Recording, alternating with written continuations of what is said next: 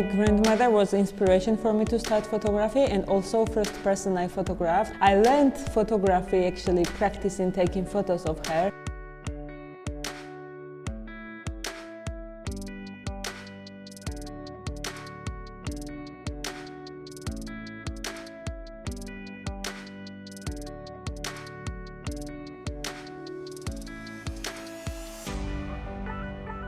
Sun printing is alternative photo printing process, which is almost 200 years old. It's one of the first printing processes. I discovered this process many years ago through YouTube, and then I started experimenting, and I'm already for years I'm printing.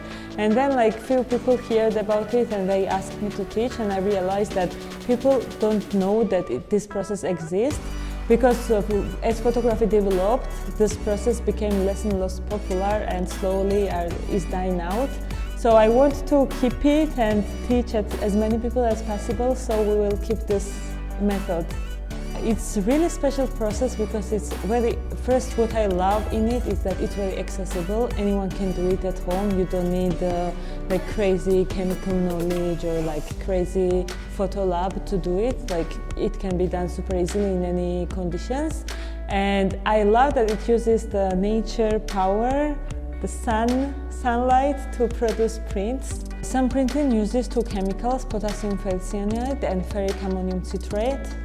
Here is these two chemicals. Both of them are light sensitive, which means that once it's exposed to UV lights, it starts changing. And for printing, you just need to mix these two liquids. First, you prepare any kind of surface that can absorb this liquid, and then you just put it out under the sun, or you can use UV bulb that people are using to grow plants and etc.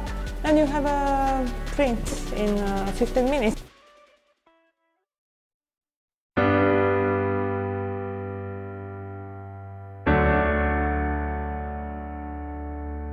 When Soviet Union collapsed, Georgia became independent, and as a result, wars started out in different regions of Georgia, and many people had to leave their home during this war, and my grandma was one of those people who had to escape during the war, and all she took with her was photography. And very often people would ask her, why did you bring photos and not jewelry or something you could sell during the war? And she never really answered, and this silence was always intriguing me. And even though I was not fully realizing it, it already taught me the importance of photography for people, that they choose it over food, over some expensive things, over smart survival stuff. And I got super interested in photography, and in 2009 I started experimenting with photography, and I'm working mostly on social political issues. I'm a documentary photographer, and I'm using analog techniques to photograph and print as well.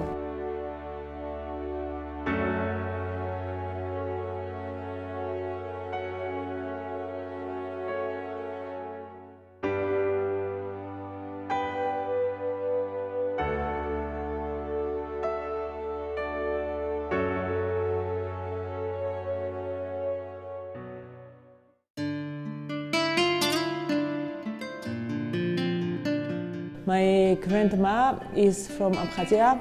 She had Alzheimer's.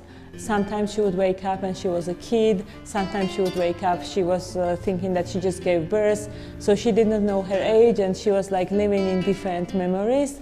And for me, for some reason, every other memory but childhood was stressful.